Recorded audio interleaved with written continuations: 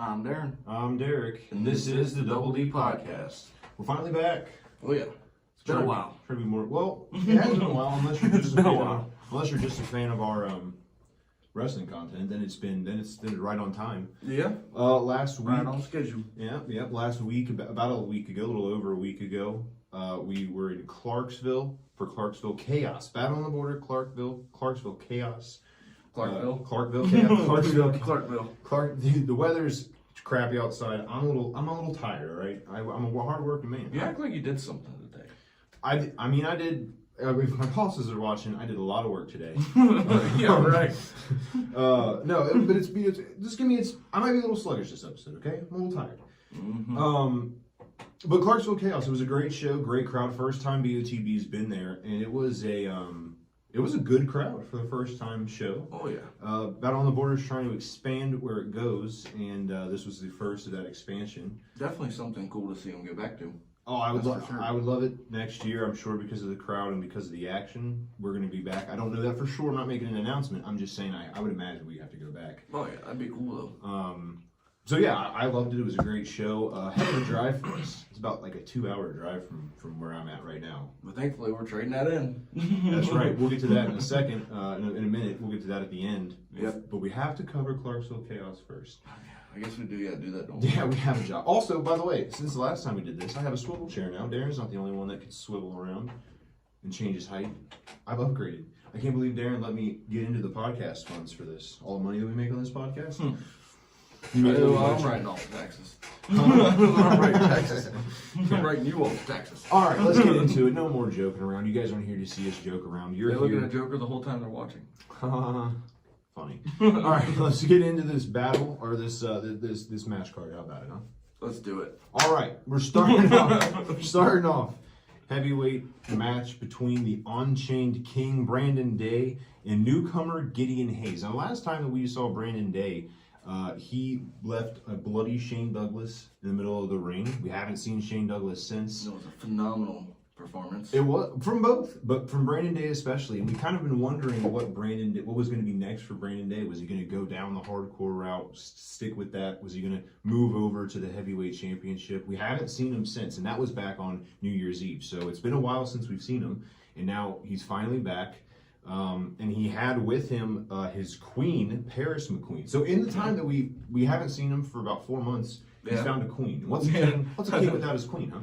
You know what I mean? So it makes sense. It fits. It does fit. But you know what they say, when you're the king, heavy is the head that wears the crown. Also, on the flip side of that, another saying, we've heard Devin say this, and I've had a lot of time to think about these. Holy crap. Okay. On the flip side of that, though, so we have that where, basically saying, like, if you're the king, you have a heavy, it's a heavy burden to carry. Of course. But we've heard Denham say this saying before: if you come at the king, you best not miss. Yeah. And Gideon Hayes has that opportunity to potentially miss. And that's a big miss too. It's a big miss. Brandon Day is a scary dude. Yes. He beats people down and has no remorse for it. Mm-hmm. He is on a quest. The king is on a quest for gold in some capacity. He eventually lets us know what that is, but. This was a great match. Gideon Hayes, it was his debut in Battle on the Border. Yep. Didn't really know much about him. But it's, from what I understand, Gideon Hayes kind of new to the wrestling. And talk about, like, you're getting thrown to the wolves. You're getting right thrown in it. I mean, I don't know. This wasn't his first match of all of his career, but it was one of his first, from what I understand. And, that's a heavy person to face. I wouldn't want to face Brandon Day. No. My first or 100th match. I mean, Brandon Day I try to stay away from. Yeah. But it was a great match, and it was an impressive match for Gideon Hayes for being new. This was my personal favorite match of the night. I really enjoyed that match. Barn burner. Because I don't know much about Gideon Hayes. He was really the only one on the card that I really didn't know a whole lot about. Yeah. So I was excited to see what he would do. And it was my personal favorite. And that's one of the things about Battle on the Border.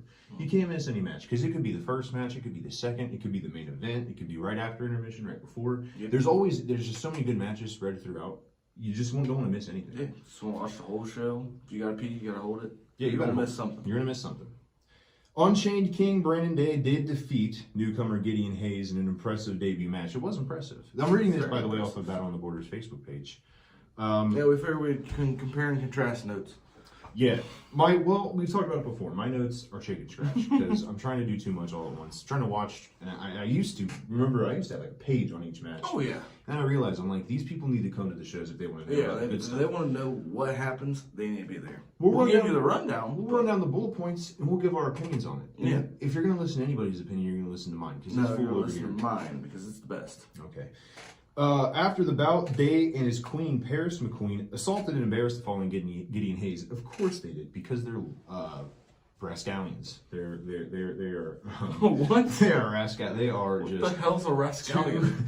I don't even think that's the right word. Anyway, What the hell? they are just two little. Are you having a stroke? No, they're just not good people. You know, they just assault. They're great people. Is the king and the queen assaulting people? I mean, what do we live? We're not in Britain. What's a kilometer? The king and the queen assaulting people. That is why we left a certain country last time I checked. I wish I had known what that meant. The kings and queens assaulting people. But it's not a shocker. I could stuck them in the guillotine or anything. No, but I mean, listen, they did the wrestling equivalent of that. If they had a guillotine, they might have. They might have done it. Who knows? Maybe. That would have been a pretty good move. Brandon Day then grabbed the microphone and professed his next target. Now, going into this, like we said, we talked about this. What would his next target be? I did kind of assume it would be the World Heavyweight Championship, but yeah. You know, the Hardcore Championship was out there. That's what we know him from over the past year and a half. Basically, when he turned on Shane Douglas for that whole week, for all of last year, from February I think it was, all the way until New Year's Eve, we've seen him in hardcore battles. So yeah. I kind of maybe just thought he would go after that also. What a way to stick it to Shane Douglas that would be. He beat him in what he's good at and then win the title that he's representing because of the ECW. So that would have been something. But he did say that he was going to be going after Paxton Calloway. Which I assumed that he most likely was going to go for. Now, Paxton Calloway is one of my favorite people on the roster. He's 7'2". He's, 400 pounds. He's a huge dude. And let me tell you something. He's intimidating even for me. I can't imagine what it would be like. Now, Brandon Day is not going to be intimidated by Paxton Calloway. No. Brandon Day, in his own right, is a huge dude. Yeah. So that's just going to be a big dude. If these guys were to, at some point, cross paths, and who knows how long that will take, but what do you think would happen if these two cross paths? So I have to say, with the speed and just the sheer strength, that I think that Brandon Day would take the W.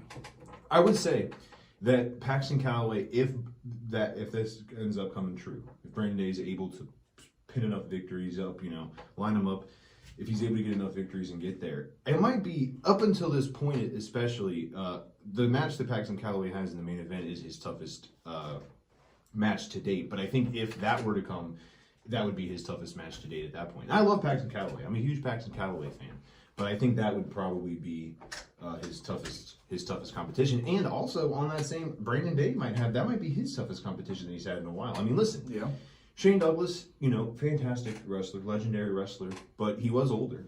If Shane Douglas was in his prime and had Brandon Day in his sights, I'm just saying that Shane Douglas old. Well, I'm not calling him old. I'm just saying that I think that maybe on the right side. No. Shane Douglas. I hear dissing wrestlers now. I'm not dissing wrestlers. I'm just saying that Shane Douglas. It was impressive to be Shane Douglas at what he does best. Hater? I'm not a hater. No, we'll get some haters here in a minute. I'm not a hater. I'm just saying that I think. What I'm saying, I'm actually giving props to Shane Douglas. It was impressive that Brandon Day and Shane Douglas. It was impressive that he beat Shane Douglas. I didn't think he was going to. I didn't think he was going to be able to get hardcore enough. He did, and he beat Shane Douglas at his own game. Now Paxton Calloway is the embodiment of world heavyweight champion. Yeah. So that would be a huge victory. I mean, I'm giving props to everybody involved. I don't want to get on Brandon Day's bad side. That'd be a legit huge victory.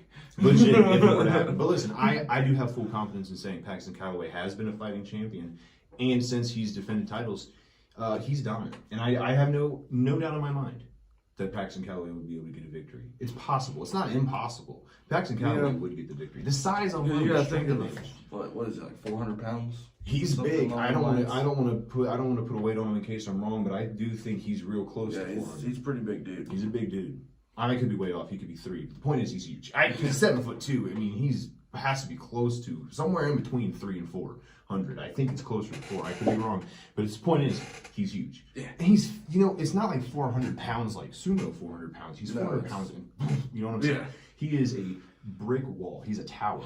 And Brandon Day it would be a tough victory for Brandon Day if that ever comes true. And I, part of me kind of selfishly wishes that it does come true because that would be a cool banger, as the kids say these days. No cap.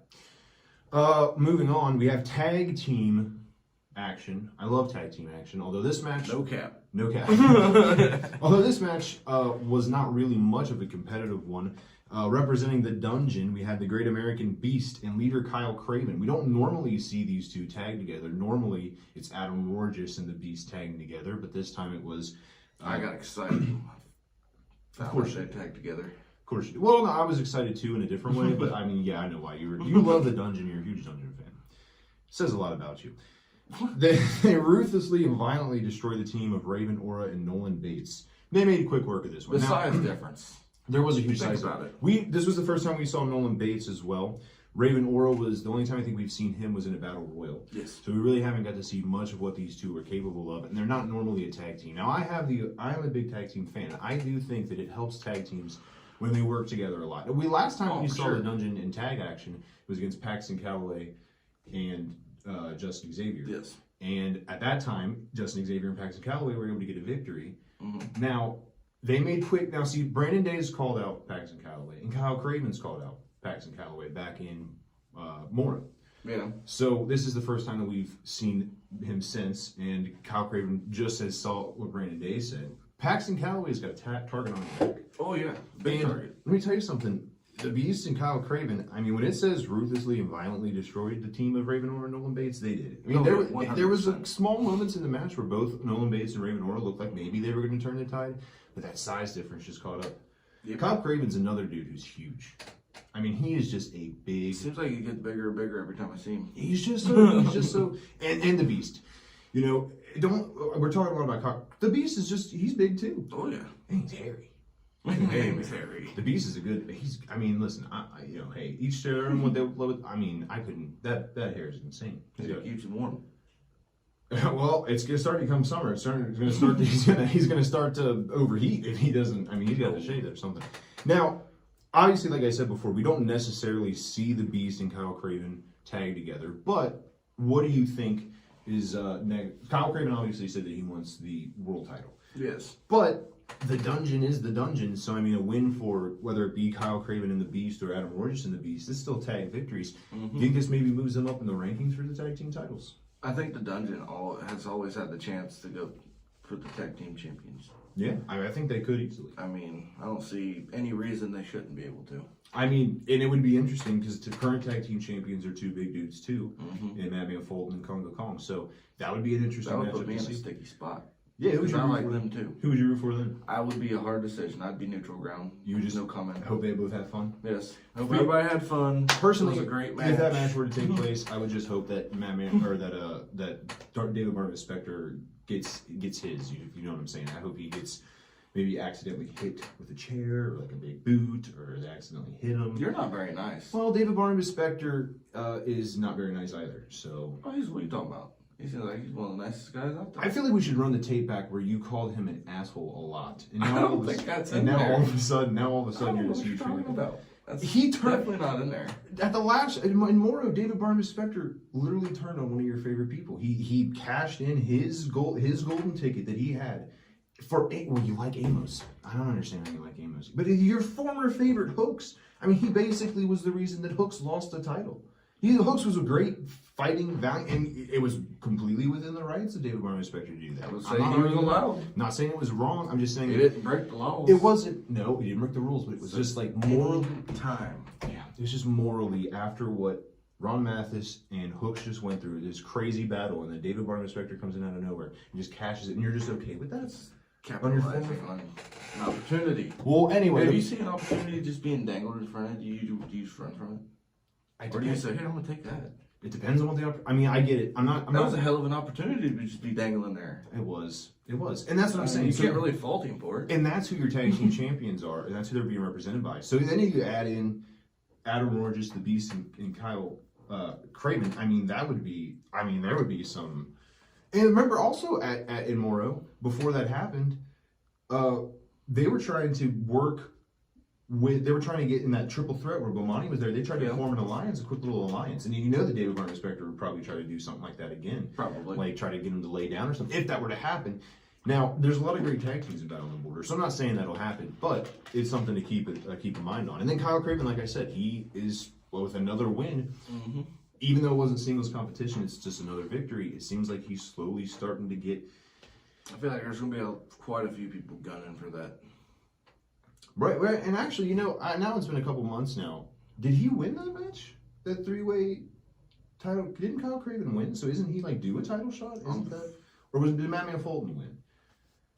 That's too long ago to look back on. I can't remember. I apologize for not really remembering. It's been a couple months. Notes. It's been a couple months. But he might have won that match. Either way, Kyle Craven is getting close to a title shot if he didn't win that match and get one. So, I mean, that's something, the Dungeon, you got to watch them. The Dungeon slowly came in. They came in, they kind of appeared last year at one of the shows. I think it was River City Wrestling, I believe. They just kind of showed up, and they've been on a dominant path. Oh, yeah. I mean, they've been winning. In fact, Kyle Craven was supposed to be in the Fatal 4-Way match, I believe it was supposed to be. He was supposed to be in that for the world title that was vacant at the time. Mm-hmm. He ended up getting the victory, or he ended up not being able to make the match, and that's where Paxton won the title. Yep. So, I mean, he's kind of due one just from that. So he's been cheated out of it once. And as far cheated, he couldn't make it. He didn't still. Maybe he got a little nervous when he saw Paxton Calloway. No. I don't know. I doubt that. I didn't say it. I heard you say it. I don't know. So if he freaking rocket throws you the next time he sees you. No, I don't. You up. Gone. Bye-bye, Derek. Then I got to replace you with somebody better. Whoa, better? Oh. Ain't like you've been talking about replacing me. Well, I have a lot of people who watch this who want you replaced. Casey Clay, who was a fan of yours. Is Bomani sitting here? Well, I didn't think so. He might be. His butt is right in my seat. Not in my seat. I'm not saying that we have an announcement to make, but I don't think maybe you didn't get the memo, but we are going to be interviewing King Bomani here. Oh, yeah. So I got that. I got that memo. I can't got wait. that memo. You're gonna be such a bitch when you interview him too. Have you ever noticed that you talked a lot of shit about Eric Surge, and then when we get in front of him, all of a sudden you clam up. I'm being nice. And so now all of a sudden you're gonna talk shit about Bomani into his face. Come on, and then you're gonna be nervous too. You're gonna be nice. Yo, I was just being nice. Oh my gosh. All right, Bomani, if you're watching this, make sure when you see this, I wouldn't even mind if you got a little physical. I'll turn the other way. I didn't see it. You just assaulted. What was that? You tapped out? I give. Nah, I think I can do it. Okay. Okay. Want to watch me get killed? All right, moving on. We do have women's action. That would be Sebastian LaShawn and Casey Clay. Now, these two, Sebastian LaShawn, kind of new to Battle on the Border. Mm-hmm. She's made a very fast impact. She had a great match with Storm Garcon not too long ago. It was one of my favorite matches. It was a very good match of that show. I believe that was at. Wasn't it was it at New Year's Eve? Or was it the show before, I think? It might have been the show before. Man, I don't keep track. We do too many awesome shows. It's hard to keep track of all the key moments because there's new key moments taking over that spot. Always. That's what you get to see when you go. You get to forget key moments because you see other key moments. Yeah, it's true. Sebastian LaShawn and Casey Clay. Now, the last time we saw Casey Clay and Sebastian LaShawn, the last time we saw Sebastian LaShawn was in that little fatal six-way women's match. Yeah, whatever. That 6-woman scramble for that vacant title at the time. It was going to be whoever won that would go on to face Shauna Reed later on that night for the title. Now Storm Garcon ended up winning that, and also Casey Clay in that match did get attacked by Super Oprah and at post-match, and Kickdoor Promotions did not save her, and we kind of thought that was she's been turned on by. Yeah. Now, because remember the bosom buddies were there to save her, so I mean, we thought that maybe that was her new team, or and she seems kind of in between. Yeah, she seems like she don't know how to make her mind up. Well, I mean, listen, I'm not Casey Clay, but she's stuck in a pretty tough spot. She has one group of friends that love her and want to support her, and another group that left her out there to get splashed by Super Oprah. Super Oprah has super in her name for a reason. It doesn't think of the side that you know what Kickdoor Promotions is all about. And I'm sure she would love to be a part of Kickdoor Promotions, but it seems like Kickdoor. I think, in fact, if we run the tape back again about your I think you said last time that they were just dropping dead weight. I mean, Okay, see, that's what I'm saying. That's why you're a hater now. Casey Clay called you a hater on the show, and that was a great moment. Because I don't know if you remember, but I was being tag teamed that one time with you and Casey. You guys, well, now, and then you turned her back, and then you turned her back on her. Well, all because Russell Act a Fool Bland just decided that was okay. Of course, dude, this guy, I can't. I don't know. He's got the best damn manager in professional wrestling, and you're going to expect me not to agree with him? He's a great manager. There's no doubt about it. Anybody who says if you think something needs to happen, obviously something needs to happen. Well, anyway, the last time that we saw Sebastian LaShawn was in that 6-1 scramble, and she almost won. She had a couple moments where she could have won at any point. I do believe, I don't again remember this for sure, but she may have been involved even in the where she got pinned. Maybe not. I don't know. But the point is she was in it. She had a very impressive showing. In fact, in that match, her and Storm were going back at it. They were running it back. I will say one thing. I don't know how long she's wrestled for, but she's really good at wrestling. Oh, she's great. She gets out there and she does what she needs to get done. And this match was no different with Casey Clay and Sebastian LaShawn. It was a great match. It was a lot of back and forth action. And at this show, there was no Russell Act a Fool Bland. What was it? Since you're such good friends with I ain't friends with him. I wish I was. Where was Russell? He's always been there for his group, and now all of a sudden he wasn't there. I guess what was that? He's always out there. Maybe the man's working so hard he needs a little bit of a break. Just decided to give himself a break. His team sent his team out there. That's real kick door activity. I wish I'd known. I would be able to answer that question. Well, you know what? Well, I think we need to get Russell back on the podcast. He has been on the podcast like 3 times. I think we need to get him back on the podcast. Him and Jake. You know what's funny? That's what was a fun podcast. No, that for all awesome. that it was a fun podcast. It was a very fun podcast. You know, then I'd like to see you say it to him. I did at the time. And last time I recall, you were sitting on the floor when we did that podcast. You guys made me sit on the floor. You guys made me sit on the floor. I don't. You think I chose to sit on the floor? I had to sit on the floor. Well, you were there, weren't you? And I was up in a nice, soft chair. You see, me and Bomani, we were not going to make you sit on the ground. I mean, I can't speak. I mean, maybe Bomani. Nobody get in my seat. Okay, well. Anyway, Russell Act a Fool Bland wasn't there, which immediately. And Rick Thomas, by the way, did say when Casey Clay came out that she was still a part of Kickdoor Promotions. Yeah. She said representing Kickdoor Promotions. Which is very confusing. She didn't come out to the music. Nope. She came out to her own thing. So, and that makes you wonder, I don't think she knows whether she's a part of it or not at this point. And Russell not being there, maybe that was her decision, let's just see what is different when I come out to my own music. And let me tell you something. Casey Clay's been booed a lot in the past year since Kickdoor Promotions has been around.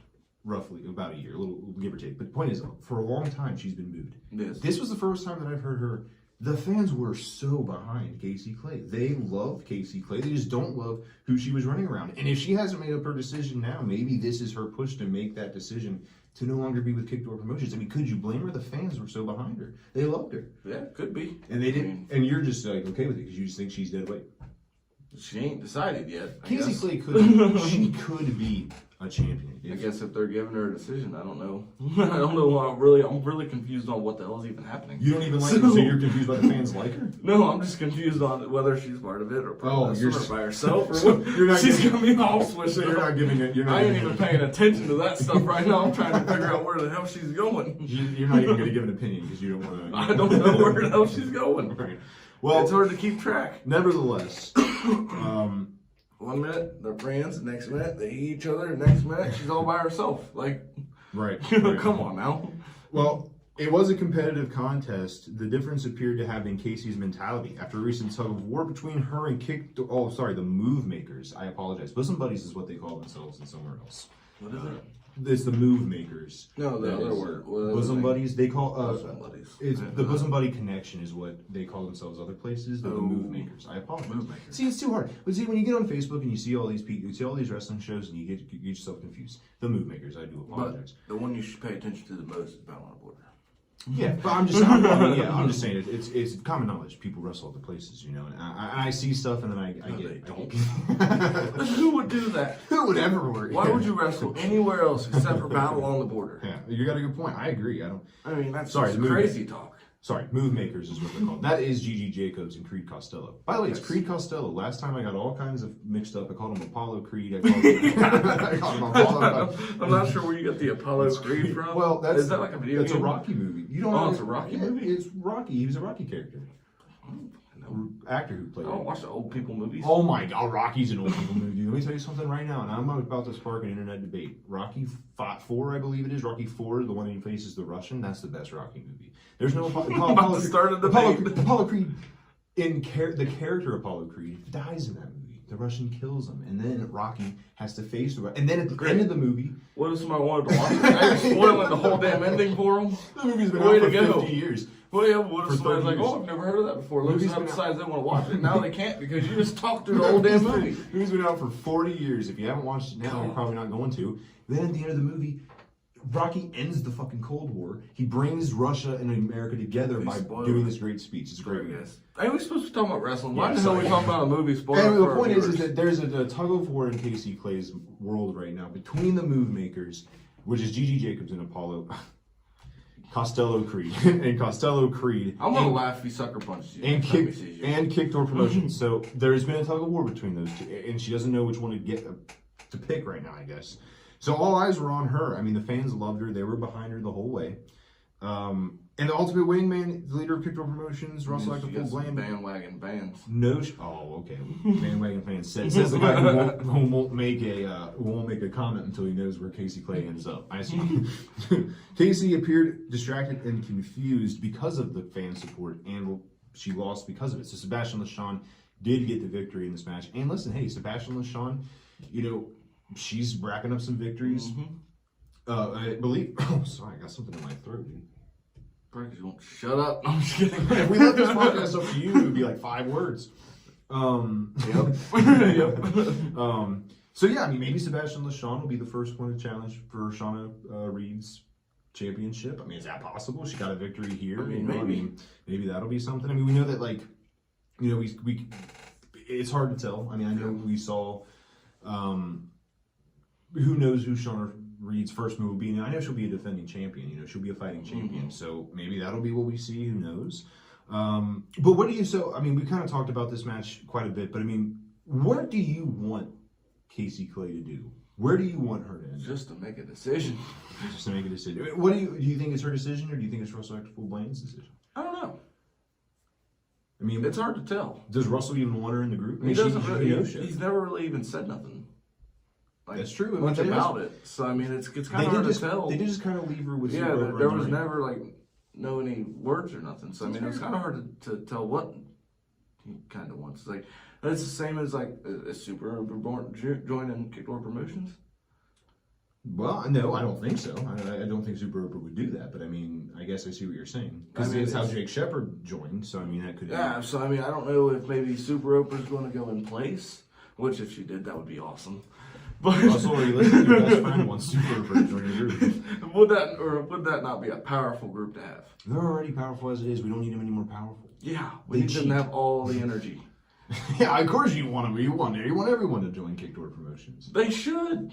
Oh God, dude. Okay, all right, we're moving. That is a fantastic organization. It was a great match between both. Casey Clay. I guess the question kind of becomes now is can she win without Russell? I think that's she's kind of been relying on Russell for a while now, and I think she's trained her own brain to kind of rely on Russell to help her in tough spots. I think maybe that's something, maybe that's a potential. I don't know, but I'm rooting for Casey Clay. Maybe she'll fly solo for a while. I don't think that would do some bad. I think that would do some good. Maybe just take a little bit of a break and just take a figure your own cruise and stuff out. You don't always need to be a part of a group. Razzle herself. Yeah. It's not a bad idea. Casey, if you're listening, I'm rooting for you. I just hope you make the right decision that makes you happy. Don't worry about what other people think. Don't worry about what this guy thinks. Don't worry about even what I think. Don't worry about what Russell thinks. Don't worry about what Gigi Jacobs and Creed Costello think. Worry about what you want to do. Think about what you want to do. And whatever that decision is, I support it. That's how you be a supportive friend right there. I mean, not that me and Casey are friends. Unless you join back on the thing and you're like, no. All right, fair. She's a cheater. That's a fair point. Well, they do cheat. All right, hey. All right, that's it. Let's just call it cheat. Let's just calm down. All right, moving on to the match that I was so excited for, and we'll get to that a reason why. There's been a lot of tension right now between Kickdoor Promotions, from one Kickdoor promotion or potentially Kickdoor promotion lady to one of the Kickdoor Promotion guys on the roster here. There's been a long time tension between BOTB Brigade and Kickdoor Promotions, that being Denham and Sergeant Ledbetter, and Hooks also. Yep. In Kickdoor Promotions. And BOTB management were trying to rack their brains about what they could do because this match between Sergeant Ledbetter and Ryan Freeman was supposed to take place at the last show. Yeah. And due to Ryan Freeman not being there, they had to move this match back. So this match was long awaited. And in that time, a lot of tension's been created between them because if you remember right at the last show, there was a tag team match where Kickdoor Promotions, unfortunately for them, they didn't want to, had to take team with one of the mask guys, and that was the whole thing. So there's been a lot of tension between these two, and they were trying to rack their brains, BOT management was, to try to control this hostile environment, because at this point it's become too much where Denham being a special guest referee wouldn't do any good, because then Ryan Freeman would just say that it was, one-sided. Well, it probably would have been. In all honesty, it would have been. I mean, that's like putting Russell in there. Can't really do that. Can't put Hooks in there to be a referee. Be one-sided. One-sided, yeah. So they needed somebody from the outside to try and do this match just to try to contain him. Because listen, I love the referees that we have in Battle on the World. We have Nick Wiggins, Nick Barney. You better remember Nick Barney. I'm sorry. I first name. If we were fans of refs, Nick Barney.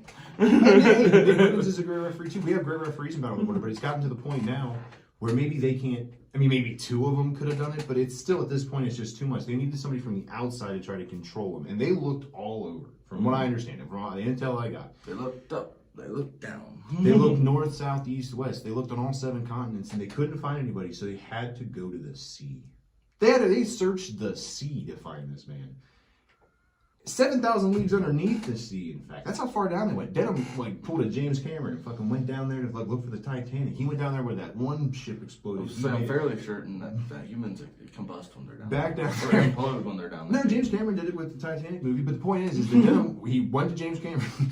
He said, I need to find somebody, and he found one of my favorite wrestlers when I was a kid to do this. Now, I mean, when I heard this announcement, I was geeking out. I was wondering why he was geeking. I was super excited. They found, from 7,000 Leagues Underneath the Sea, they found Shark Boy to be the special guest referee in this matchup. Now, hey, listen, coming into this, he's completely, impartial. He doesn't do Battle on the Border events. He probably doesn't even know the history between the two. Or maybe he got a quick little fill in, but the point is that he doesn't have one side or the other. And he called it right down the middle. Despite what I'm sure you're going to say, he called it right down the middle. So, with that being said, this was a great matchup, though. What did you think about Shark Boy? This was your first time experiencing Shark Boy. I didn't even know who that guy was. That's ridiculous. See, this is what I have to deal with. And I see everybody freaking out. Shark, give me a shell, yeah. Give me a shell, yeah. And that's the fishing line because Shark Boy said so. None of that rings a bell to you. Never heard any of that. I have absolutely no clue what the hell you're even talking about right now. See, this is what I have to deal with. I recommend you and anyone I just know that what happened in that ring was bullshit. See, this is what I'm talking about.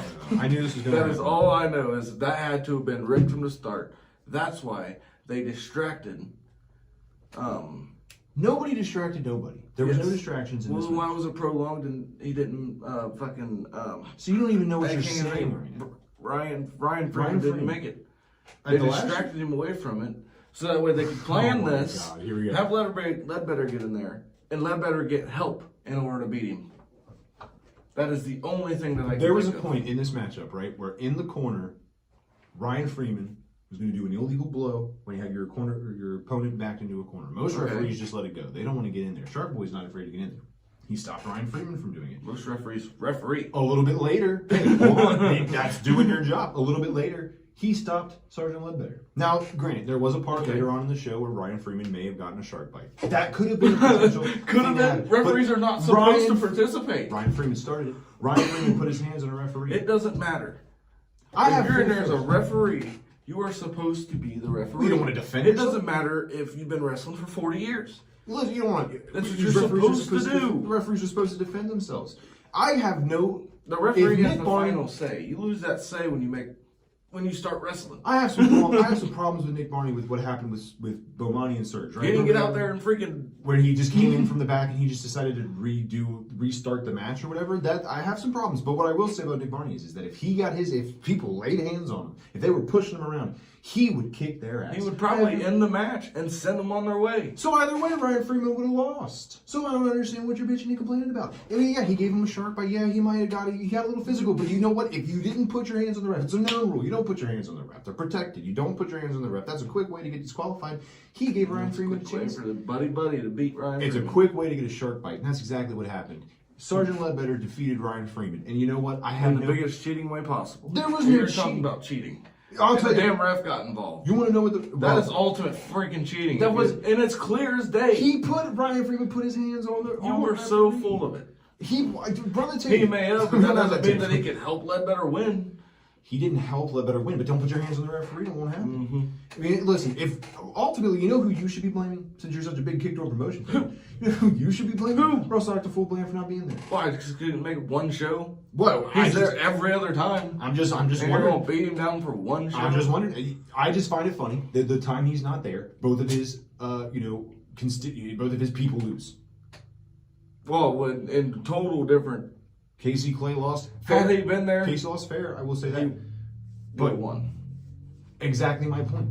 So Ryan Freeman and Casey Clay are being. BOTB management decides to rig the match again. You know what? We've been talking a lot about who we need to have on this show. You know what? We need to have Denham on. Oh yeah, I need to ask him a question about that because that was bullcrap. It was not. Listen, he was in all reality, Shark Boy's a hometown kid.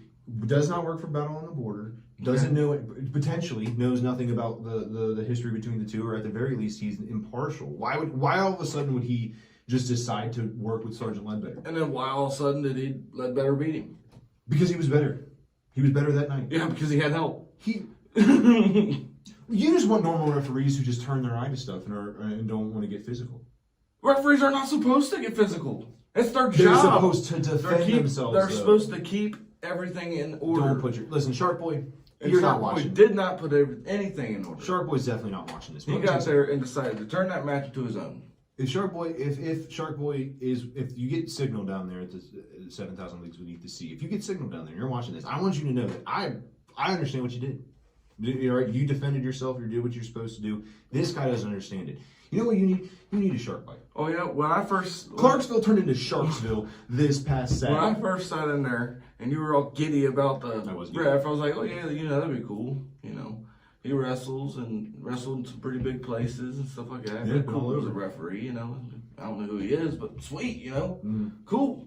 And then I found out that bullcrap. I hope he never wrestles or refs a Battle on the Border again. Wow. I think you're just upset. That was bullcrap. I think you're just upset that You want to talk about cheating all the time? That is the clear cheating. It was on camera. There was no cheating. No. The ref won the match for Ledbetter. Shark Boy gave him warnings. Shark Boy warned him multiple times, don't do it. And he finally did. That's what they're supposed to do, is give warnings. But what, you're supposed to give a million warnings? What if Ryan Freeman just picked up a referee and dropped him? Well, then that'd be a little bit different, but he didn't do that now, did he? No, you know why? Because Shark Boy stopped it. He was starting to go It wasn't even getting that far. He was starting to get close. That's because Shark Boy was always on him for something or another. Point is that he stopped Sergeant Ledbetter from doing something also. It wasn't one time. Okay, so one time. He stopped Ryan Freeman from doing something once. Yes. Then he stopped Sergeant Ledbetter. Then Ryan Freeman put his hands on the referee, and the referee fought back.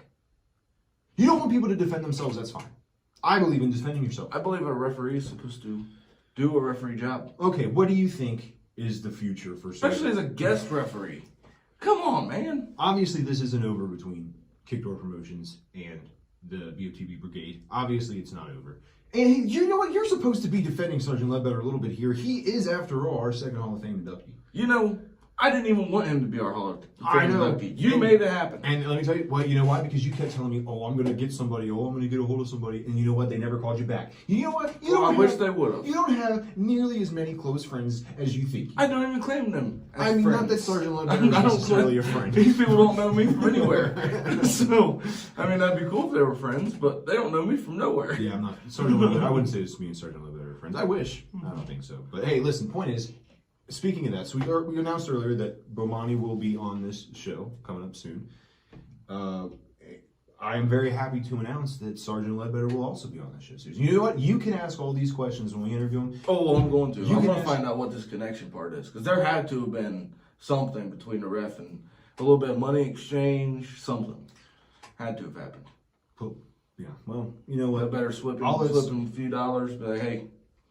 This is just unfounded claims. You have no proof of any of this. You know what? I seen him take him out. You know what? Yes, you know what? Sharkboy did maybe celebrate a little bit with Sergeant Ledbetter. You know why? Because he got his hands put on by Ryan Freeman. If someone attacked you, I would hope that you would fight back. I hope you wouldn't just be like, well, I can't fight back. I don't want If I people was a to-" ref. See that? Well, you know what? I have no... And conveniently, they're buddy. What do you think is next for BOTB Brigade Kickball Promotions? I don't think it's over yet. I would hope it's not over yet. If I was Russell, I'd send everybody at him full force. You think this was the straw that broke the camel's If I back? was Russell, yes, that would be Well, you know what? We'll see. 100%. I have no. It doesn't matter who the referee is. You could send Nick.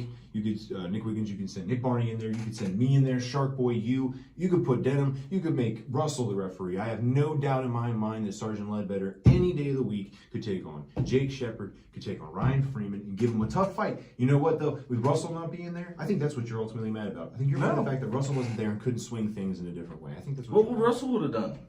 Used his He would have bat been like out he always managing does. like he's supposed to do. And he does a damn good job doing. Well, you know what, Sergeant Ledbetter, I'm just annoying. I'm just ignoring you. You know, when a ref does what they're not supposed to do, and a manager's Sergeant doing what they're supposed to do, Ledbetter. when they do what they're supposed to do, it's called cheating. I started to Is what stack you up said. some wins. And then when a ref I think is that wrestling for another he will be wrestler, close it's all fine. to a world It's title fair shot. wrestling. I think if Sergeant Ledbetter keeps winning, I think he might be getting a world title shot. Well, he better have Shark Boy in his corner my to freaking God. help him out.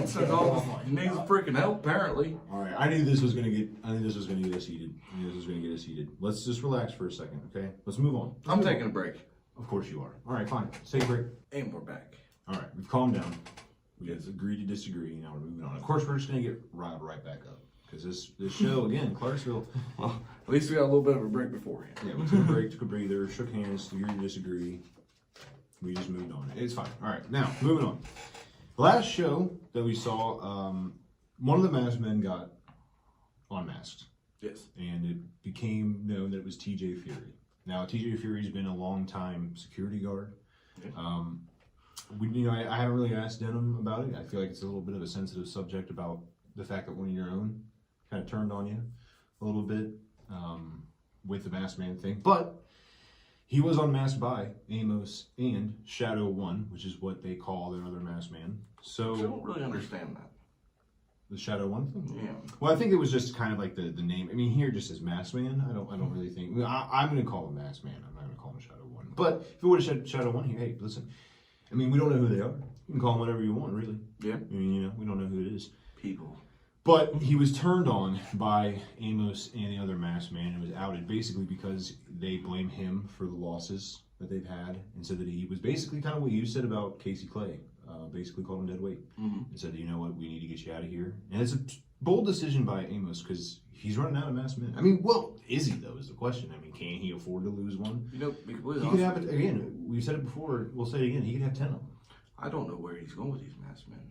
I don't think he knows. I mean, I think I don't know know. what he's using them for. I don't think, though, that the masked men, I don't think there's really any gain other than protecting Amos. And TJ Fury basically said that in his promo. He had a very, very passionate promo that he had where he basically said that he lost his way and that he, regrets doing it, but he did it, and now he's trying to get back at him. He really was hurt by Amos. I mean, you can tell in that promo, he was hurt. Picture perfect TJ Fury, and it's the first time that we got to see him wrestle. I do know, because I am friends with him on Facebook, do know that TJ Fury wrestles other places. Mm-hmm. So knowing that, but never seeing him in person, makes sense. We've said before that the masked men were definitely wrestlers. They're not like just henchmen that were hired off the street. No. These are talented people. We've said that before because, we've seen them take on Sergeant Ledbetter. We've seen him take on, other people as well. So we knew that. Yeah, we've seen him take some beatings, but But they always got back up. Yeah. And that shows that they were a wrestler. they're made of rubber. Exactly. I mean, they might get rubber. They might get hurt. They might get pinned. But they're basically like, robots. Maybe. I mean, who knows? You know, with the advancements of AI, maybe they're freaking robots. Who knows? But we know one of them's human, TJ Fury. And like I said, he was very hurt by Amos, and he basically said that he's going to take down Amos specifically, but the organization as a whole. And you know, I'd love to have TJ on the program and ask him about the Masked Men maybe and see like what he knows. Because I mean, maybe he does. I have a feeling that Amos, as much as I dislike what he's doing and how he's doing it, I do think he's pretty smart, and I think he kind of keeps even the Masked Men in the dark. I don't think anybody knows besides Amos. You can't tell everybody close to you your secrets. I know. I don't know how many people besides Amos knows how many Masked Men there are. I mean, again, he got rid of TJ Fury kind of easily, so it makes me think that there's more than just the one that we know of. Makes you think that the Masked Men are disposable. Kind of. I think he has ones that maybe are, and then maybe some that he brings out when he needs to. Because I mean, remember there was a time where there were some big mask guys. Mm-hmm. No offense to TJ Fury, he would be, I'm sure, the first to tell you this. He's a smaller guy. Yeah. You know, even the other mask guy, the mask guy he faces here is a little bit bigger. Not much, but a little bit bigger, a little bit taller, a little bit stronger. So I think that shows that I think there are some maybe that are a little bit more disposable. But TJ Fury came with a fury. He really did. I mean, that last name was what he came with. He came with some hatred. He wants to get at Amos mainly. And it was a great match between these two. You know, it was a game of human chess was what was written down here. It really was. It was a great match. Honestly, like I said, this was probably my number 2. I mean, it was a great match between these two. As far as my favorite match of the night, I mean, all of them. Again, I've said it before. I know I say I have favorites. I don't have a least favorite, but yeah, just all the matches are pretty. When I was there and like right after the show, I'm decompressing and trying to figure out what matches I really liked. Looking back on it, these were the first match and this match were the two that I looked back on and thought, wow, these were great. You know. Good. Yeah, so he was kicked out of Amos's group and he was assaulted. TJ fought with a chip on his shoulder en route to grabbing the win. He did win. He did defeat Masked Man 1, and that's a huge victory because, you know, the Masked Man and Nameless have been running roughshod over, you know, the roster for a while. I mean, Denham got attacked by him multiple times. He's been left bloody. And Denham still ain't caught one yet. No, man, they're fast. Usain Bolt might be one at this point. I mean, it's hard to tell. But you know what's funny? So usually this is where in the podcast I'd ask you like what's next for TJ Fury, but I don't have to because TJ Fury just told us. Did you know? He made it very clear that he's pissed. He made it very clear his next target is Amos. Now that is a huge first step. Now Amos in this show in Clarksville does have to survive a match against Hooks. So, but I don't think TJ really cares about the hardcore title or the pure championship. Is Amos? I'm gonna say it's pure championship. The hardcore title. He wants to take Amos down. Doesn't matter if it's for a title or not. Title would be an extra bonus at this point. He wants to get his hands on Amos. Now, I hope for TJ Fury's sake that if and when that happens, I think it's going to be. I hope he gets his retribution. You know, and I have a little bit of trouble trust in TJ Fury because I mean he has for a year plus kind of been a snake. You know, so it's hard for me to just say go get him TJ, but also at the same time I want to see Amos and his group fall. And I mean, I don't think he's going to fall. So how do you feel about? So if this were to happen, if TJ and Amos were to lock horns, what do you think would happen? That would be a bad day for TJ. Really, you think so? No chance. No. I think TJ has a chance. I mean, this Masked Man, it was a hard fought battle between these two. I mean, human chess is a really good way to put it. I mean, they were matched because they have been working together. It's like tag team partners basically fighting each other at that point. It's basically what they are. They were tag team partners, so they knew each other's strengths and weaknesses. It was like a game of human chess, and TJ came on top. What if they don't even know each other?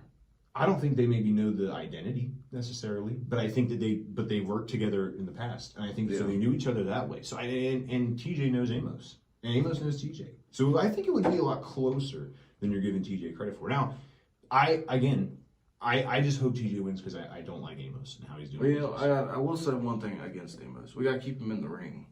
I don't know what his plan is, but we got to keep him in the ring. We'll get to that coming up next, actually. Well, we've had it in the past, too. In the past. I mean, he's always kind of been an opportunist guy. He's always kind of been the guy who finds the opportunity that best suits him.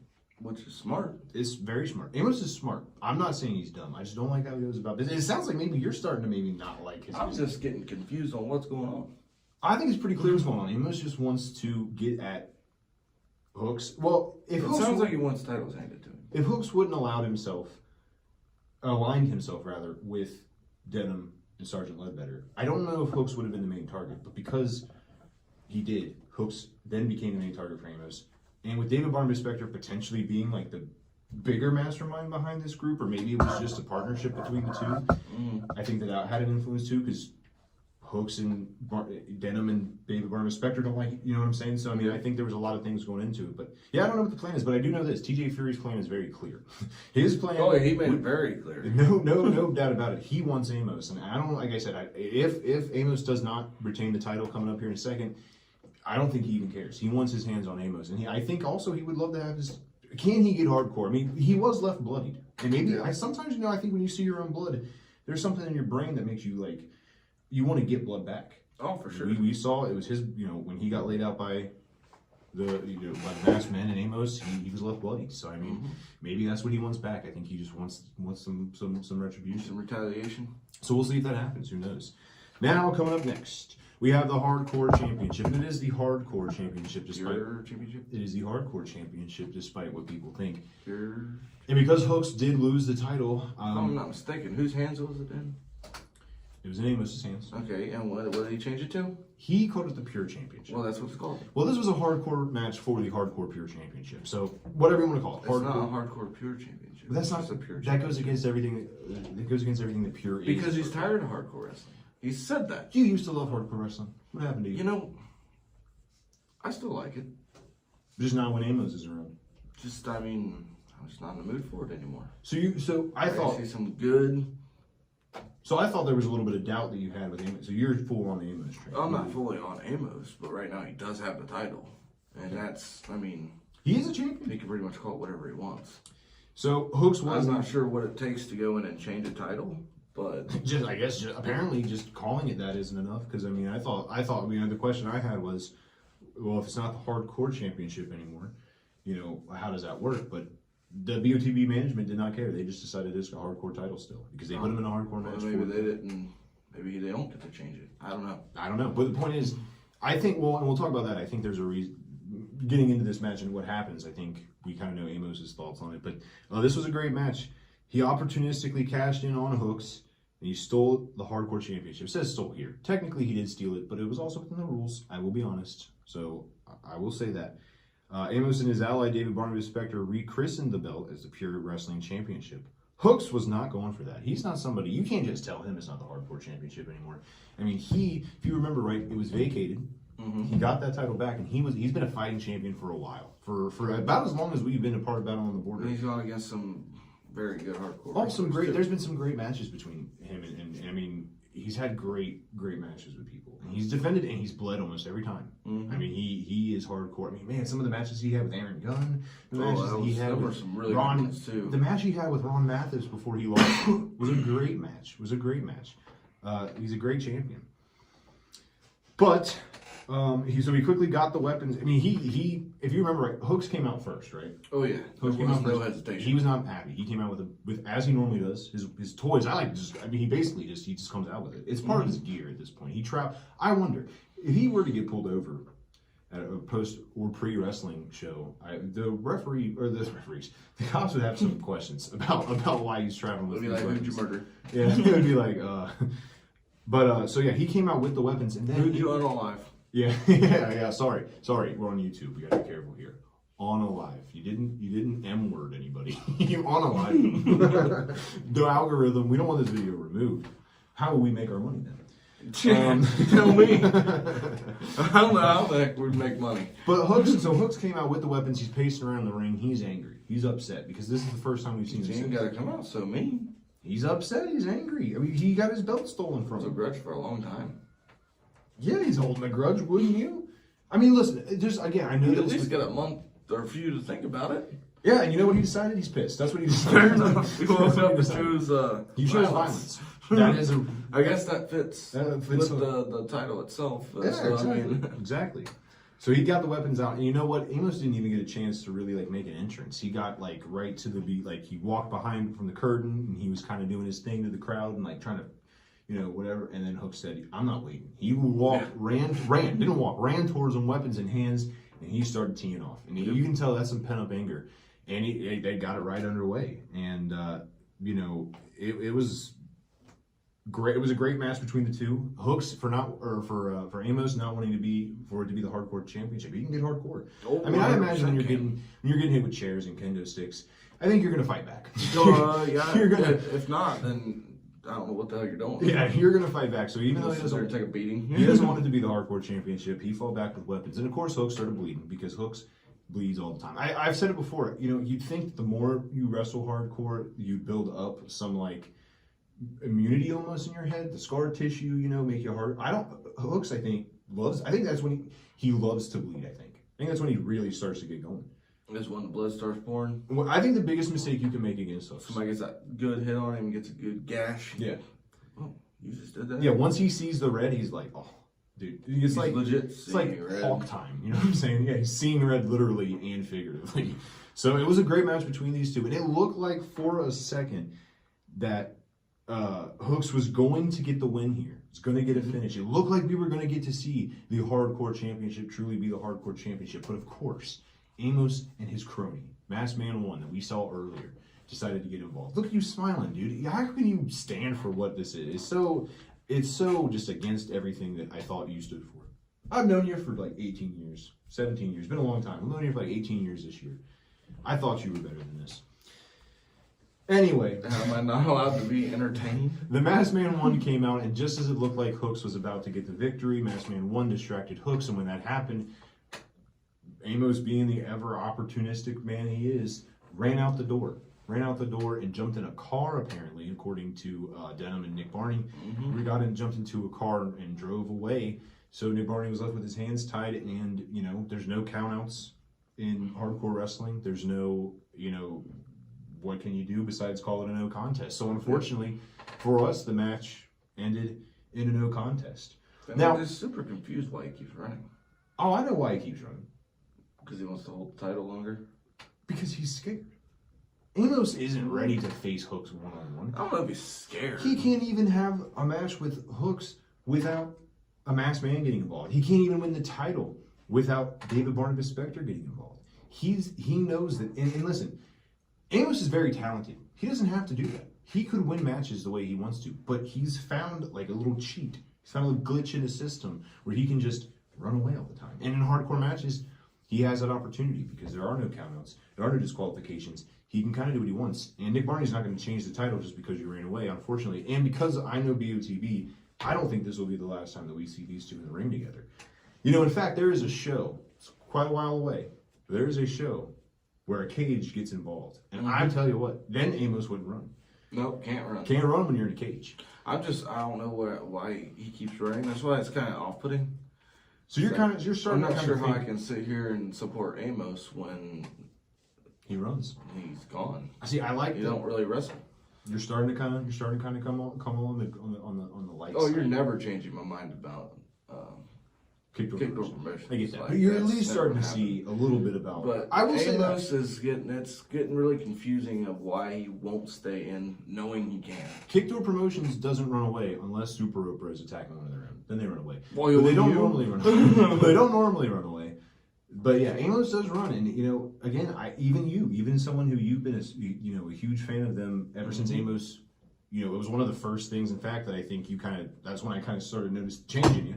Was when Amos became on that, you know, was the leader, supposed leader at the time. So, who do you think was driving that car? Who do you think was the getaway driver? Because, you know, David Barnabas Spector was not there. But, is it possible? I think, if I had to take a guess, the car out there, and I think David Barnabas Spector might have been driving that car. I mean, no one got to see a clear driver.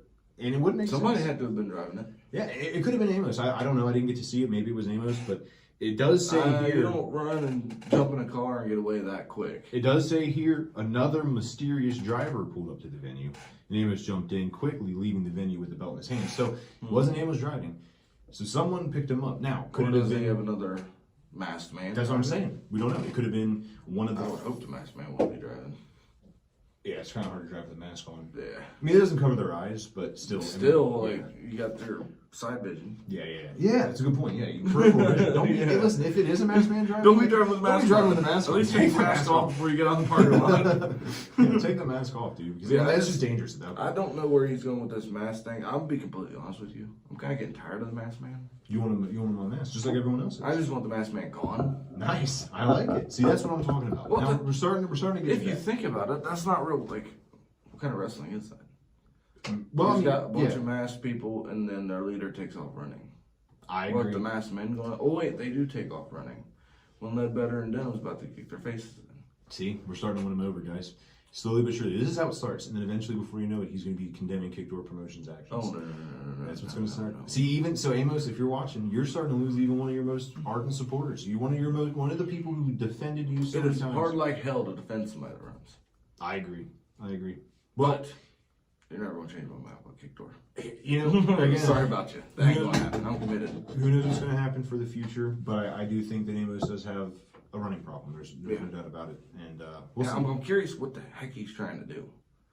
I would like to see what he's trying to do. It's chess, but I think he's going to find himself backed into a corner. I think eventually you do have to kind of just face your demons. So what do you think is next? I mean, Hooks did get his match. It's no contest. I imagine the BOTB management's going to probably get that rematch going soon. Who knows when it'll be, but I think I know without a doubt that Hooks would definitely take a rematch. Oh yeah, I mean you have to. No contest. He said it's not over. I'm not sure how.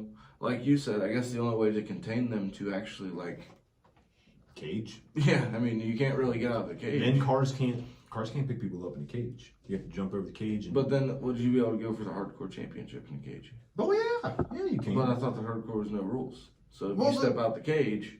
Unless you lock them in the cage. Well, no. You can escape the cage to win, but you don't think Hooks is going to bring weapons with him inside the cage? Well, I know he's going to bring weapons in the cage. You can defend the hardcore title in a usually in the cage match. You get out of the cage, you win. No, yeah. But you can still defend the hardcore title. I just meant that this match was there was no countouts. Not in all hardcore matches. I'm just saying in this one there was no countouts. Well, what they could do is I'm pretty sure that they locked. Who did they lock in the cage? Oh, I mean they lock the cage all the time. No, locked.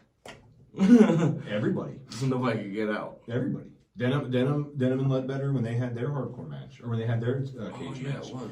Remember the staple gun got thrown over. Mm-hmm. So yeah, they.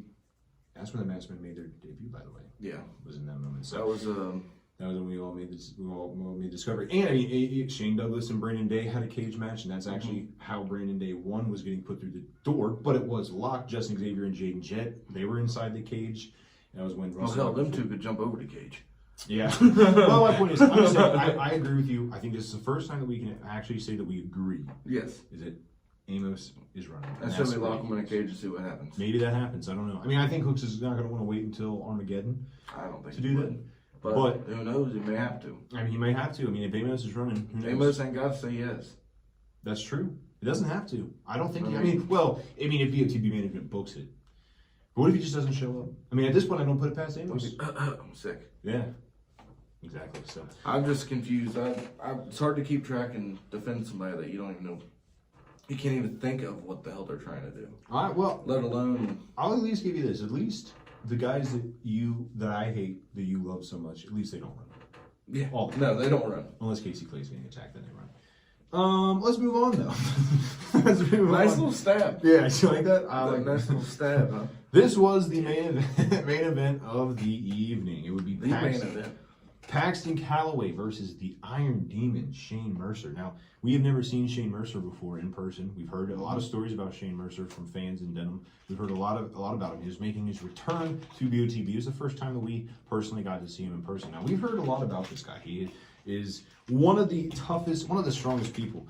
It says here, and this was Paxton Calloway's literally strongest opponent to date. Oh, yeah. Because it says here that Shane Mercer benches over 500 pounds. Which is a lot of weight. And we got to see that in this matchup. As we said before, Paxton Calloway is somewhere between or north of 300 to 400 pounds. He is a big dude. 7'2", 300 pounds. Shane Mercer, I don't know how tall he is. He's pretty tall. But you can't, it's hard to tell how tall people are when they're next to Paxton Calloway. Yeah, everyone kind of looks like they're like 5 foot.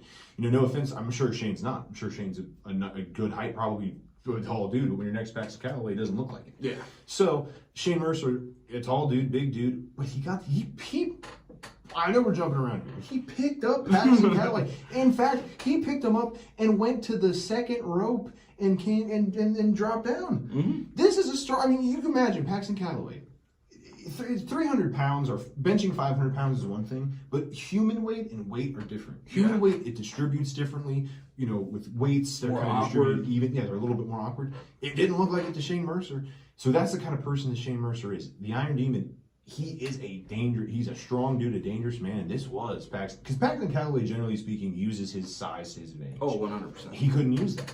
You got somebody that can pick your size up. I mean, Paxton Calloway could pick up Shane Mercer easily too, but when, like you said, when someone can pick you up, and Paxton's not used to that. Yeah. Paxton's not used to that Oh, kind crap. of abuse. So even he actually had to kind of console Bobby Fulton a little in this matchup, kind of like go crawl over after he just got dropped from the second rope and kind of look at Bobby Fulton. What the hell do I do here? And Paxton's super talented. Paxton's a great wrestler. He's world champion for a reason.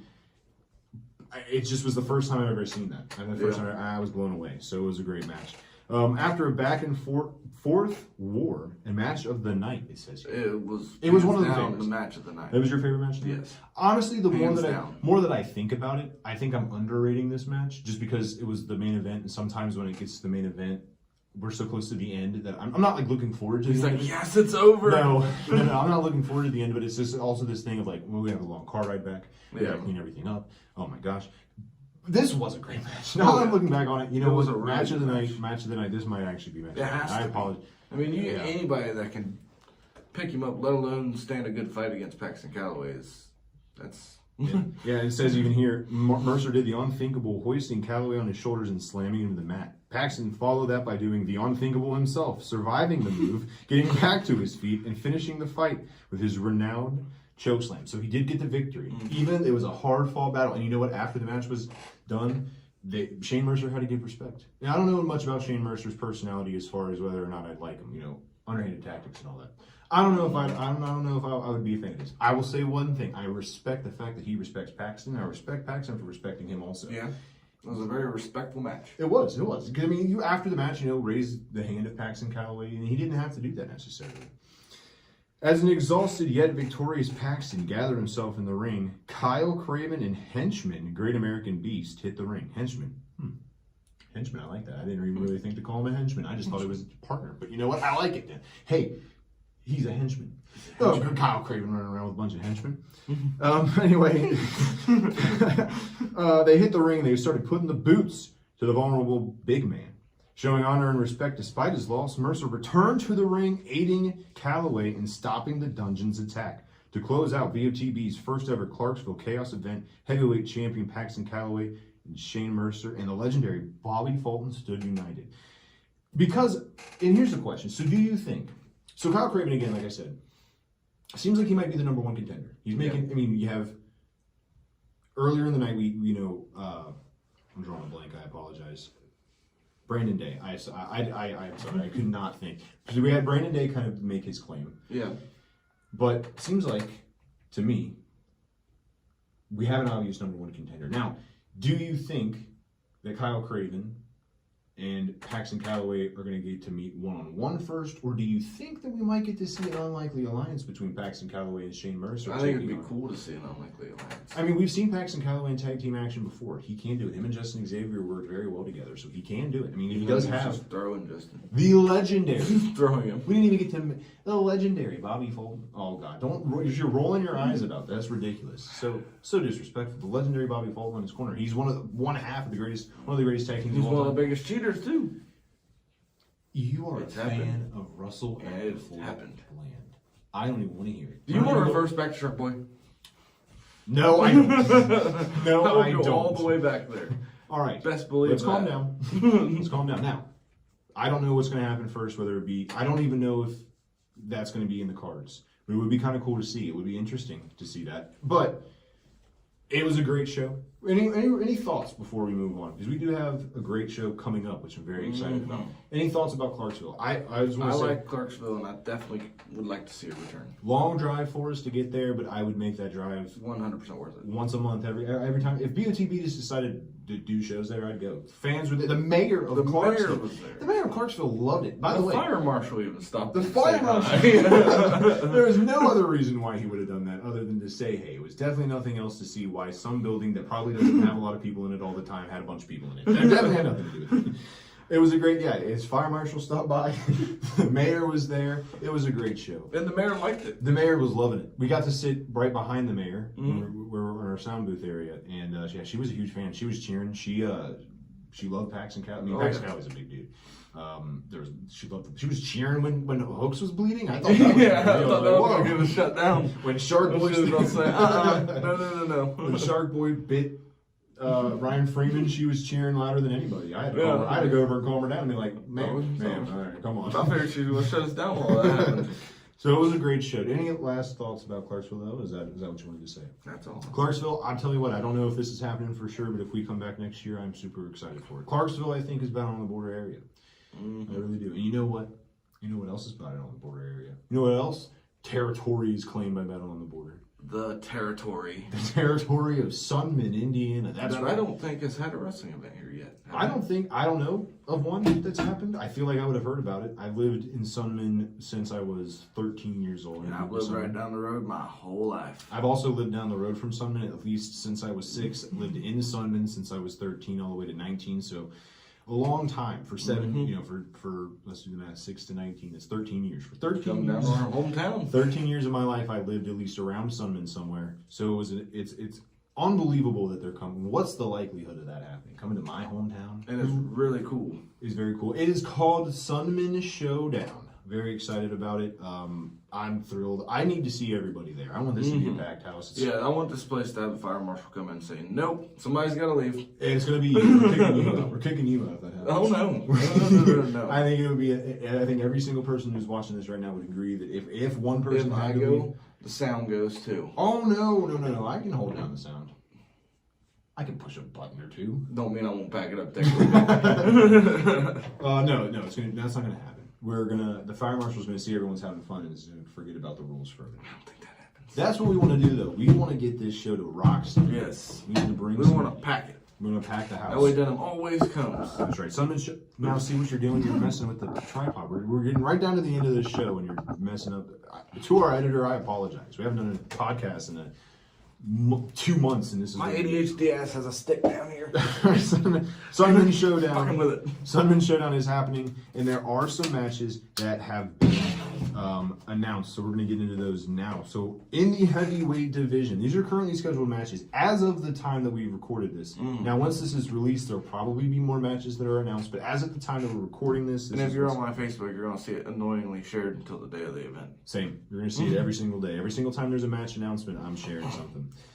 The matches that have been announced. Well, first off, we'll get into the people who are appearing, that are confirmed to be appearing without any matches confirmed. That is Paxton Calloway, the heavyweight champion, the hardcore / pure champion. Amos will be there, and BOTB Hall of Famer, the fantastic Bobby Fulton will be in Sunman, Indiana. I can't believe he's saying fantastic Bobby Fulton will be in Sunman, Indiana. Can't believe I'm saying those words out loud. It's like a dream come true.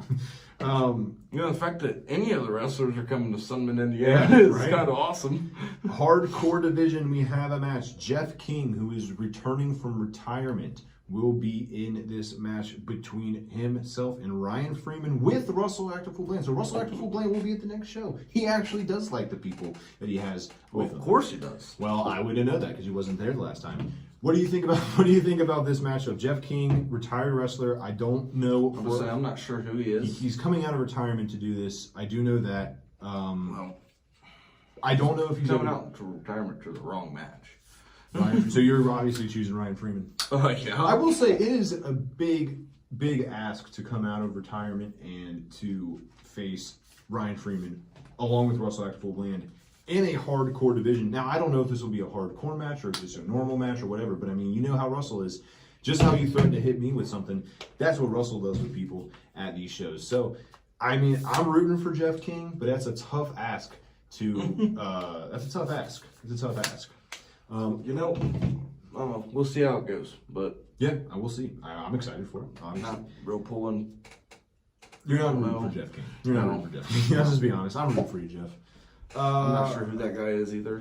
But I mean, he could be somebody super huge and really, really good. Oh, I'll show you. I'll show you who he is. Let me see here. Just it won't be showing up. I mean, that's him. He's a big dude. Oh, he looks like he's been in hardcore for a minute. Yeah, for sure. I'm sure he has been. He kind of looks like a good opponent with hooks. And with Ryan, because Ryan Freeman's a big dude too. You know, I don't really think we really talked about how big Ryan Freeman is. So I'm very excited for that match. In the women's division, we have Lucy B. Sweet taking on Madison Payne. Now, these are two ladies that I am not 100%. We have not seen in person. We have not seen Madison Payne in person, but we have heard the name. Actually, we have heard the name and a little bit about her. Yeah, we know a little bit about her. She is kind of like one of the rising stars in the area. A lot of people talk about her. I have not had the pleasure of seeing her wrestle, but I'm very excited about it. And she's taking on. And the crazy part, she's way younger than both of us. Hey now. She's 18. Taking on Lucy B. Sweet. Well, I'm just saying. You say way younger than us. I mean, we're the young whippersnappers ourselves. Bro, I'm turning 26 this year. Oh my God, 26. You're ancient, dude. I'm 20. 18, 19, 20, 21, 22, 23, 24, 25, 26. 8 years. That's a lot younger than us. All right, that's true. She's at least me then. But she's one of the rising stars. Listen, okay, point is, young or not, one of the rising stars. I've seen her. She's been in the rings. I don't know if she's wrestled these people, but I've seen her in the ring with Shauna Reed, Storm Garcon. I've seen it all, so I'm super excited about this. And Lucy B. Sweet, I don't know. I'm excited to see. I haven't heard much about her. Listen, I'm excited to see it. I'm rooting for. I just hope both ladies have fun. Getting our women's division growing. I love super it. big. Let me tell you something. Our women's division is starting to become stronger and stronger. You know, we had Malia Asaka as our champion. She didn't defend it an awful lot. Hopefully, she gets to come back when she's available and free and can actually wrestle and try to get that title back. But listen, we have Casey Clay, Storm Garcon, Shauna Reed.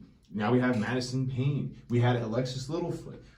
Super Oprah. Ashley Bones, Super Oprah. That's just 7 off the top of my head. I'm sure there's more. That's a lot more compared to what the women's championship used, or championship or women's division used to be. Yeah, no, it had. So so that's super exciting. So I hope you know what, with this match, I just hope both of them enjoy the stuff. Hopefully you guys have fun. I hope the crowd supports it. I hope the crowd's into it. I'm going to be cheering. I love women's wrestling. Derek, are you going to be out there giving them participation trophies? No, I don't mean that way. That's what it sounded like. No, I'm saying I don't know if Madison Payne or Lucy B. I mean, listen, with a name like Lucy B. Sweet, is she really sweet? And Madison Payne has pain in her. I'd imagine that she's going to inflict some pain. Right, she's going to inflict some pain, and hopefully Lucy B. Sweet isn't too sweet. Because if she's too sweet, Madison Payne is going to take advantage of that. Yeah. So, I don't know. We'll see. I'm excited. I'll make my decision about which one I like and which one I don't. Obviously, when I see them wrestle, if I see some underhanded tactics, if I see some shenanigans going on, then I know I'm going to call it out. I call it as I see it. See them shenanigans. I don't give a shit. I call it as I see it. And you're blind. I'll take your glasses. You won't see shit. That is true. So, how you supposed to see if I take your glasses? And then our final match that is currently scheduled. Again, by the time this comes out, there will probably be more. But as of now, these are the three. It's Jeff King versus Ryan Freeman with Russell Active Full Bland. Lucy B. Sweet versus Madison Payne. And then Sergeant Ledbetter versus Jake Shepard. We knew this was going to happen. We knew. Look at how excited. Yes. I'm really excited. Shark Boy is not involved in this. So you're also surprising. I mean, maybe he will be. I hope not. I mean, maybe. Shark Boy, stay out of Sunman. No. Well, it doesn't say it here, so I'm assuming it's just a normal referee. And it'll be just a normal match. Sergeant Ledbetter versus Jake Shepard. Lose. So you're not rooting for Ledbetter at all? Hell no. That's ridiculous. Ledbetter is part of our Hall of Fame. We should support him in everything he does. I didn't get to choose. Well, that's because if we waited for you to choose, it would be 2025 before you. I mean, this is our 2023. This is May. It's in May now. By the time we announced this, it was April. It's May now, and we're just now getting our Hall of Fame from 2023 inducted. That is, you know why? That is your. You made this decision a long time ago, and why are we just not doing it? Don't worry about that. Because maybe there are potential chances that I got a little too busy and distracted, and maybe forgot the trophy one time or two and couldn't induct him. But listen, in Sunman, ridiculous. We are inducting him. We're going to have him on right before the show. We're gonna post it up. We have Bomani to look forward to. We have an interview with Sergeant Ledbetter. We have the review for Sunman coming up. So you're just, I might just try and snag one of the Russell's crew members and see if they want to be on the podcast since everybody else is coming on the damn podcast. Listen, I've been outnumbered plenty of times. I think it's about time that you get outnumbered. And we know Bomani doesn't like you. Bomani straight up told you he doesn't like you. But I don't like him either. And Ledbetter's too nice to say that directly, but I think if you... I don't think Ledbetter's too nice to say that directly. He hasn't said it yet. I can't wait to see how you cower down to Sergeant Ledbetter. Ledbetter is definitely a scary one. Well, the point is, you got to be respectful when we induct him into our Hall of Fame. Yes, because he is a older member of Battle on the Border. Oh, he's been around so since, I gotta give him the respect of the elders' respect. I see what you're doing. I see what you're doing here. Well, my prediction for that is that Sergeant Ledbetter's going to win. Your prediction? I 100% do not think Ledbetter's going to win. Well, you know what? Russell has to fool blame in there. When Russell's acting a fool, yeah, maybe not. You know, when a bat's being used, maybe not. Maybe not. What do I have to say about that? So what do you think? You know, I've got an idea. Can't wait to hear it. And I don't want to tell them what it is yet. Of course not. Oh, okay. But if Jake Shepard wins, okay, or Ledbetter wins, there should be like a bet. A bet that we have? Yes. Okay, what do you want? I mean, you're proposing it. What do you want? But I can't say the bet. You want to make it a surprise? Yes. Okay, so I'm shaking your hand to a blind surprise. Okay. All right. Okay, fine. We'll do it. Shake. All right, whoever wins, we'll I know what it is now because you just pointed at it. So, okay. So I'm fair. That's we'll fair. see the bet. All right, fair. So if Ledbetter wins, I'll do it. I really need Ledbetter to pull this one out. When Jake Shepard wins, I get to watch. You do it. All right. All right, fair enough. And then that's all they're getting. Right, stay tuned. All right, anything else you have to say about the Sunman Showdown? Other than bring your friends, bring your friends' friends, bring your friends' families' friends, bring your family, your family's family, your family's family. Bring your dog.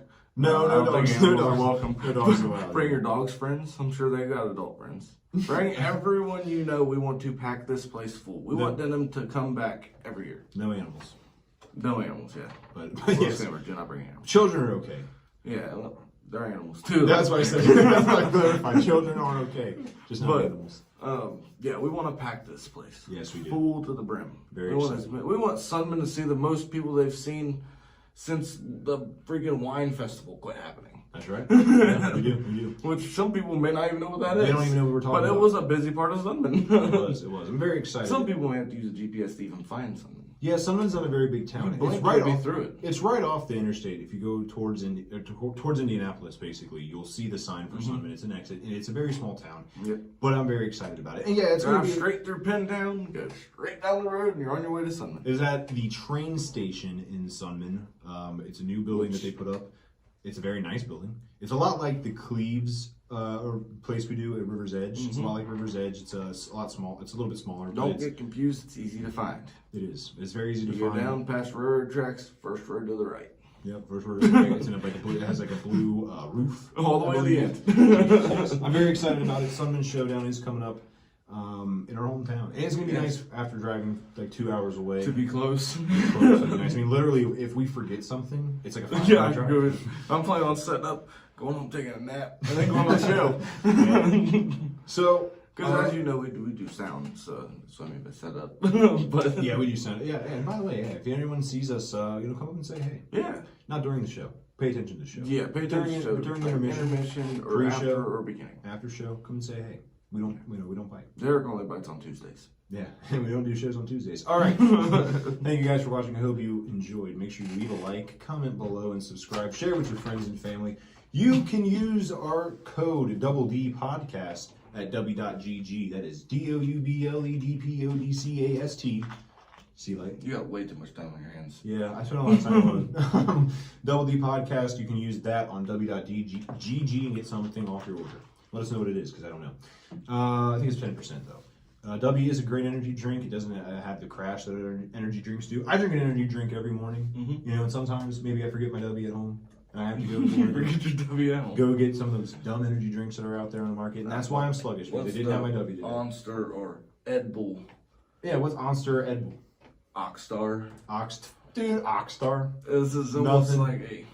That's wrong. Do they even know how to make energy drinks? No, but you know who does? W. That's who does. They have great flavors. They have a lot of flavors too. They're inventing flavors over there. I mean, it's great. We reviewed it.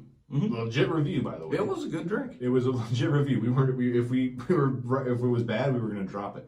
We're gonna drop it. But it's still here. But it's actually good, so we do keep it. But it's still here. There are no spill cups. You just are special. They are not no spill cups. No, you just don't know how to use a cup. Anyway, you can follow us on Instagram, _D_podcast on Instagram. You can follow us on Facebook. We have a Facebook, Double D Podcast and Crew on Facebook. Twitter. You can follow me on Twitter, DJ Dub. It's called X now. DJ Dub 00. We didn't tell them about the new name change on YouTube. No, I mean, obviously they're here, so they're going to be wondering what's going on. That's right. Make sure you tell everybody that watches us by searching us on the search bar that we have changed our name. We are no longer the Double D Podcast and Crew on YouTube. We are Double D Productions. Isn't that it? You changed it, yeah. But we got to keep this as the Double D Podcast, so our trying to stay the same. We're trying to do new things. Because I don't think that Derek and this is Double D Productions. Yeah, it doesn't sounds good. This is the podcast on the production page. The reason we changed the name is because we want to try to do different things. Yes. And it just is an easy name to do now. Maybe we'll change it in the future to something a little bit catchier, but for now it's Double D Productions because we want to try to do different things. Maybe you'll see other people on this channel who want to do podcasts. Who knows? We're open to different ideas. So if you have an idea of what you'd like us to do, make sure you comment down below, message one of us. And you can always send us a message to our email.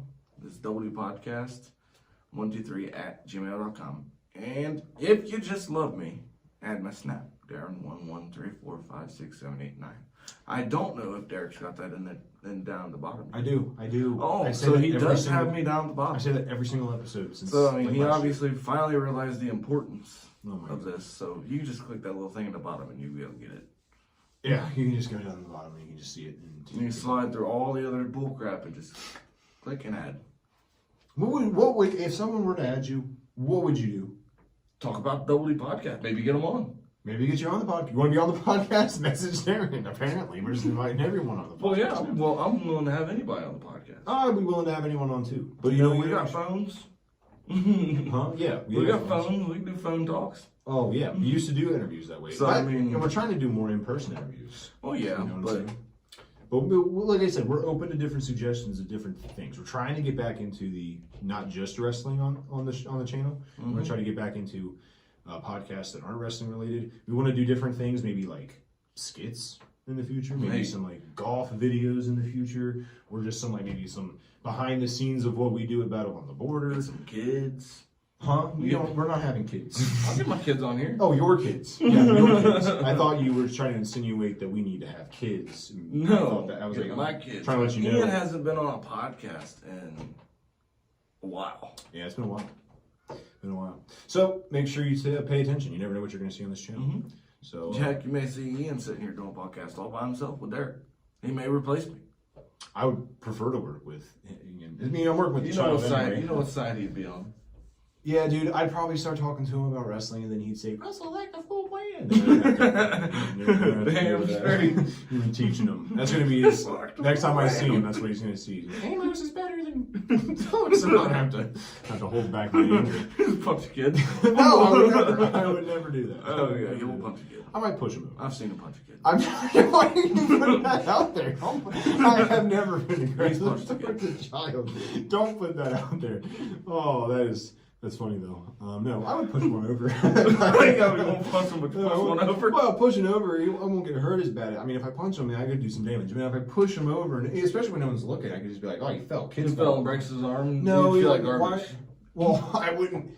How hard would I put? I don't know. You just don't push him over. I figured you shove a kid. I wouldn't push a kid. This is all jokes, comedy.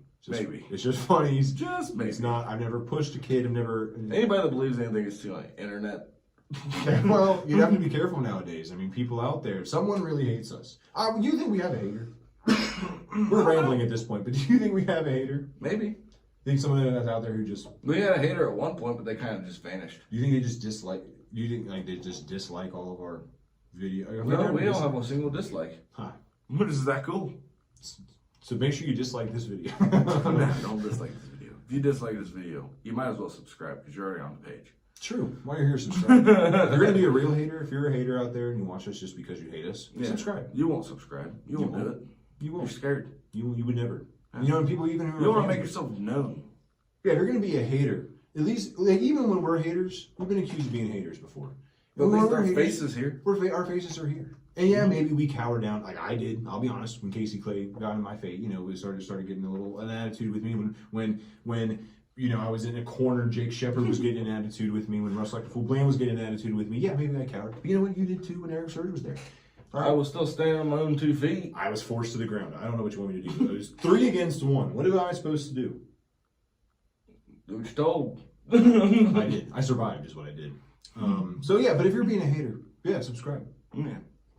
And come meet us. I probably would, you know, we're not going to be. I'll push you over. Derek will push you over. All right, we need to end this because we've been rambling. We'll see you guys. Bye.